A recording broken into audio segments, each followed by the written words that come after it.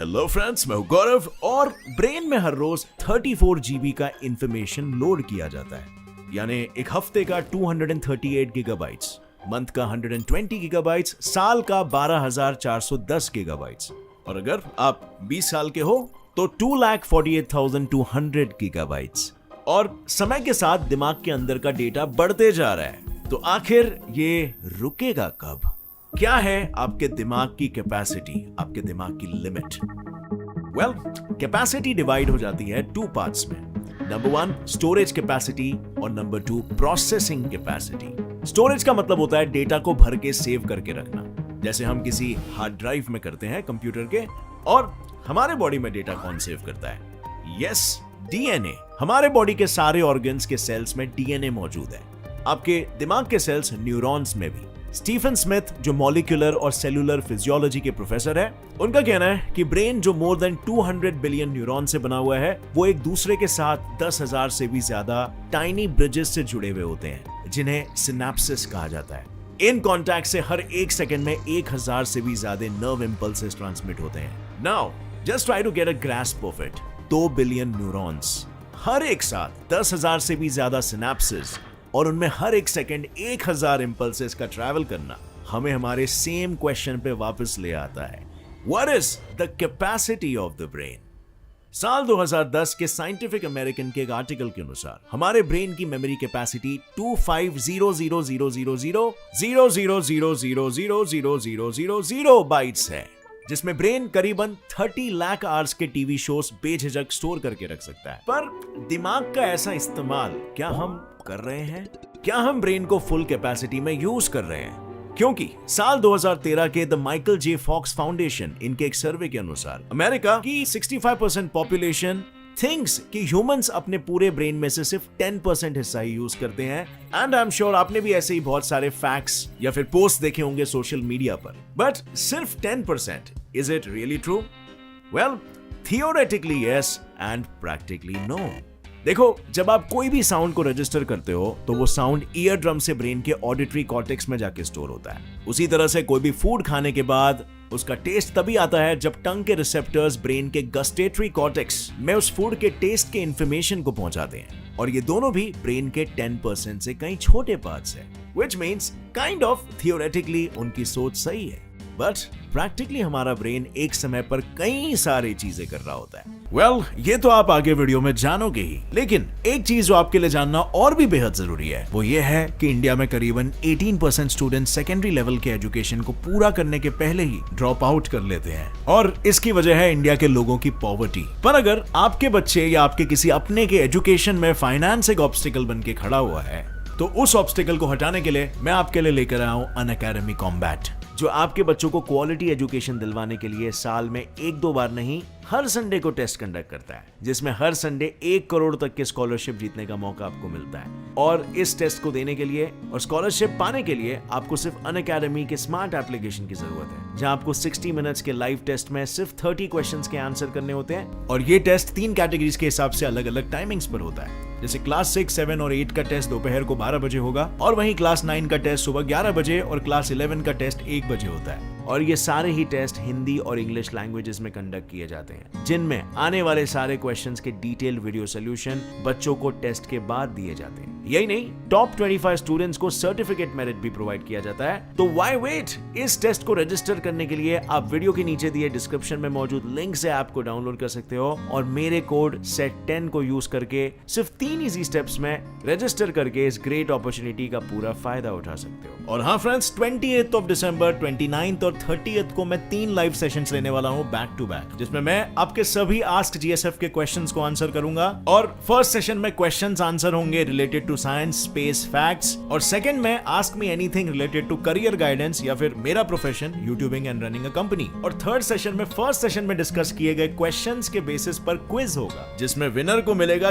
Give away. So exciting right? अभी नीचे description link पर क्लिक करके नोटिफाई मी कर दो, ताकि आप इसे मिस ना करो, बिकॉज बहुत ज्ञान बटने वाला है और सभी के सवालों का जवाब दूंगा exclusively. So see you tomorrow, click on notify me. और अब मैं आपको बताता हूं कि प्रैक्टिकली ब्रेन के 10% की सोच कितनी सही है।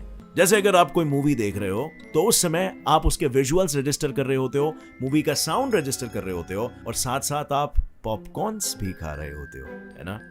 मतलब आपके ब्रेन का टेस्ट वाला हिस्सा जो होता है वो भी एक्टिव होता है। मतलब बात साफ है, ब्रेन के एक एक्टिविटी में 10% से कहीं ज्यादा हिस्सा एक्टिव रहता है। न्यूरोलॉजिस्ट बैरी गॉर्डन का यह भी कहना है कि ब्रेन के सिर्फ 10% यूज वाली बात एक मिथ है, जिसे प्रूव करता है functional magnetic resonance imaging (fMRI). इस कॉमन ब्रेन इमेजिंग टेक्निक की मदद से ब्रेन की एक्टिविटी को मेजर किया जा सकता है, जिससे हमें यह पता चला कि हमारा ब्रेन ऑल टाइम एक्टिव रहता है, इवन सोते समय भी। मगर एट अ टाइम ब्रेन का कुछ पार्ट ऑन रेस्ट होता है, यानी हम उसका पूरा इस्तेमाल नहीं कर रहे होते।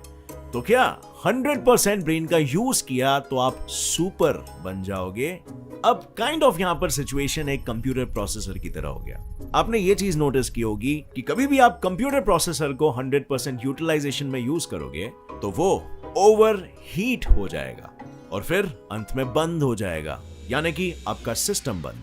सो अगर हम अपने दिमाग का अगर 100% यूज कर पाए तो क्या इस ओवर यूटिलाइजेशन की वजह से हमारा ब्रेन भी ओवर स्ट्रेस के कारण ओवर हीट हो जाए एंड एट द एंड हम सुपरमैन के सुपर की जगह ऊपर रवाना ना हो जाए?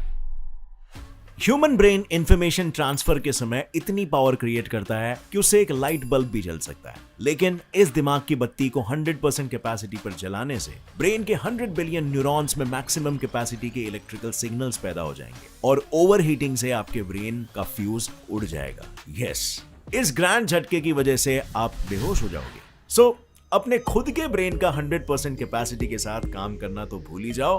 आई नो बहुत सारे वीडियोस आपने देखे होंगे, 100% कैपेसिटी में अपना दिमाग यूज करना सीखो, या फिर ये वीडियो सिखाएगा 100% दिमाग कैसे यूज करते हैं। But scientifically that's not possible. Even if it is possible, you don't want to be that person, right? लेकिन फन असाइड, क्या ऐसी कोई तरकीब है जिससे फ्यूज भी आपका ना उड़े और काम भी ज्यादा हो?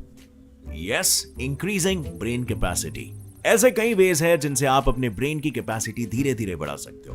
किसी दूसरे ऑर्गन्स की तरह ही ब्रेन भी पर्सन के लाइफस्टाइल, फूड और उनके एक्सरसाइज के अमाउंट से इफेक्ट होता है। अगर अपने ब्रेन के हेल्थ को बढ़ाना है तो सबसे पहले बैलेंस डाइट पर फोकस करना एक बेसिक रिक्वायरमेंट है। हमारे पूरे बॉडी में से 25% कोलेस्ट्रॉल ब्रेन में ही होता है और ये ब्रेन के हर एक सेल का इंटीग्रल पार्ट है, क्योंकि उसके बिना ब्रेन सेल्स मर सकते हैं। इसलिए आपको डाइट में plant based foods, specially green leafy vegetables and berries, whole grains, nuts, olive oil या even coconut oil, herbs and spices, red wine और फैटी फिशेस जैसे फूड प्रोडक्ट्स को कंज्यूम करना होगा। ये फूड्स ओमेगा 3 फैटी एसिड्स के rich sources होते हैं जो ब्रेन और नर्व सेल्स के बिल्डिंग में बहुत फायदेमंद होते हैं। प्लस कोई भी मशीन हमेशा स्मूथ चल सके, इसीलिए उसे एक्टिव रखना पड़ता है। उसी तरह से ब्रेन की कैपेसिटी बढ़ानी हो तो उसे रेगुलर एक्सरसाइज या एक्टिविटीज की जरूरत होती है। पर ब्रेन की एक्सरसाइज कैसी होती है? वेल, काइंड ऑफ सेम जैसे आप कार्डियोवैस्कुलर एक्टिविटीज करते हो। दिन में 30 मिनट्स तक तेज चलना ब्रेन में फंक्शन डिक्लाइनिंग के रिस्क को रिड्यूस करता है। यही नहीं, translational research and clinical interventions इनके 10 साल के स्टडीज के अनुसार ब्रेन ट्रेनिंग एक्सरसाइज करने वाले लोगों ने डिमेंशिया, जो कि एक ऐसी दिमागी बीमारी है जिसमें ह्यूमंस की नॉर्मली थिंक करने की एबिलिटी इफेक्ट होती है, उसके रिस्क को 29% तक कम कर देता है। लेकिन इन सारे कछुए वाले तरीकों में एक खरगोश वाला तरीका भी है। Welcome Neuralink. इलॉन मस्क द्वारा इन्वेंटेड ये चिप एक ऐसी ब्रेन इंटरफेस टेक्नोलॉजी है जिसका उद्देश्य मेडिकल एप्लीकेशंस जैसे स्पाइनल कॉर्ड इंजरीज और न्यूरोलॉजिकल डिसऑर्डर्स को ठीक करना है। पर यह सब एक छोटे से चिप से कैसे पॉसिबल है? वेल, इस चिप को सर्जिकली ब्रेन के स्कल में इम्प्लांट किया जाएगा, जिसमें कुछ इलेक्ट्रोड्स रहेंगे और यही इलेक्ट्रोड्स ब्रेन के भेजे हुए सिग्नल्स को रीड करके उसका जवाब देंगे। इस न्यूरालिंक की टेक्नोलॉजी की वजह से पैरालाइज लोग बिना हाथ लगाए अपने स्मार्टफोन्स और कंप्यूटर्स को ऑपरेट कर सकते हैं।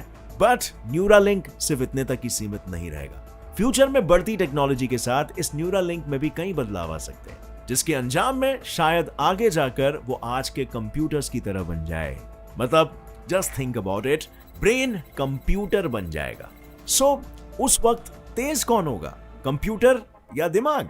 आज के समय में बेसिक ऑपरेशन के स्पीड के कंपैरिजन में कंप्यूटर ब्रेन को मात दे देता है। एडिशन हो या डिवीजन, ऐसे 10 billion elementary arithmetic operations computer 1 second में कर देता है। उसी जगह अगर हमारे ब्रेन पर नजर डालें तो उसके फास्टेस्ट सिनेप्टिक ट्रांसमिशन में भी 1 मिलीसेकंड लग जाता है, जो कंप्यूटर के कंपैरिजन में 10 मिलियन गुना स्लो है।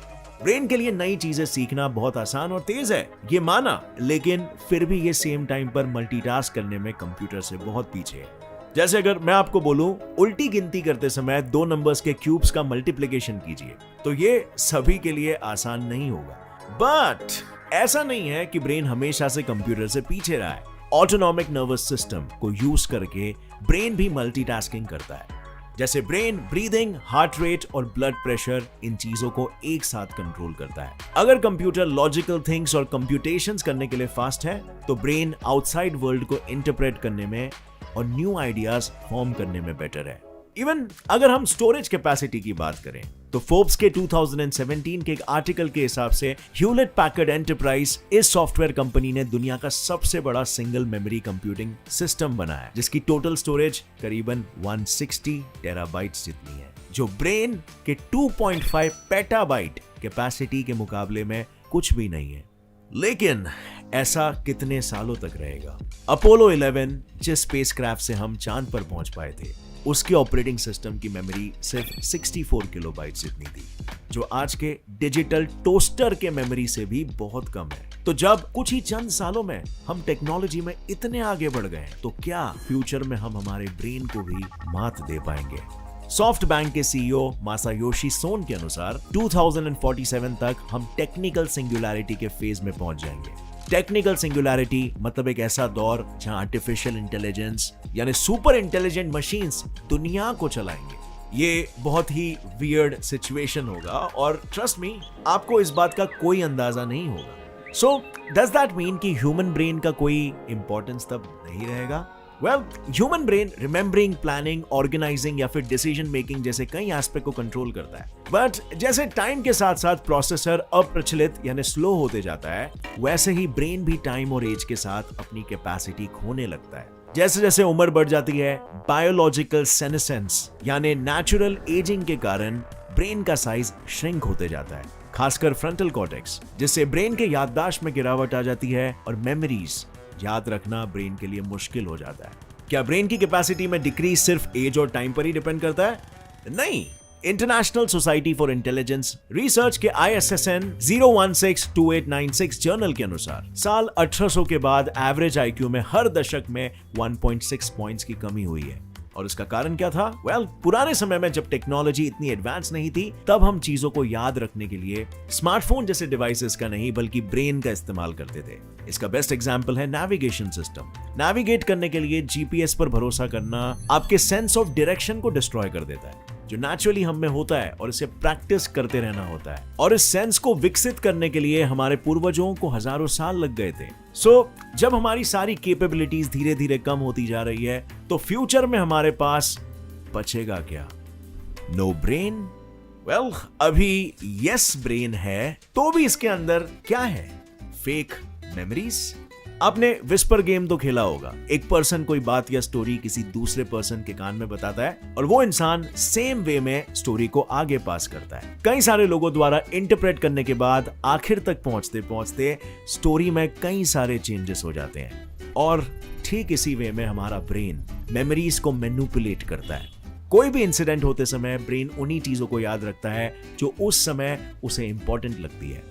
यही नहीं, हर एक इंसिडेंट सिर्फ हमारे पर्सपेक्टिव से स्टोर होता है, जिससे मेमोरीज की ओरिजिनलिटी चेंज हो जाती है। और इसका मतलब यह है कि जितने भी मेमोरीज के साथ आप जिंदगी जी रहे हो, वो आधी अधूरी है या फिर झूठी मेमोरीज है। लेकिन क्या सिर्फ वो मेमोरीज ही झूठी है, या आपकी की पूरी जिंदगी ही एक झूठ है? आपका जन्म आपके पेरेंट्स के 2 सेल्स की वजह से हुआ। आपका बोला हुआ फर्स्ट वर्ड आपको किसी और ने सिखाया था। आपके एनवायरनमेंट में आपका कोई कंट्रोल नहीं था और इसीलिए कोई भी काम आपको किसी न किसी ने सिखाया है या फिर किसी को देख के आपने सीखा है। सो अगर कुछ भी आपका खुद का नहीं है, तो are you even really you, और are you someone else's experience? Gets It Fly signing off. Subscribe for more. Jai Hind.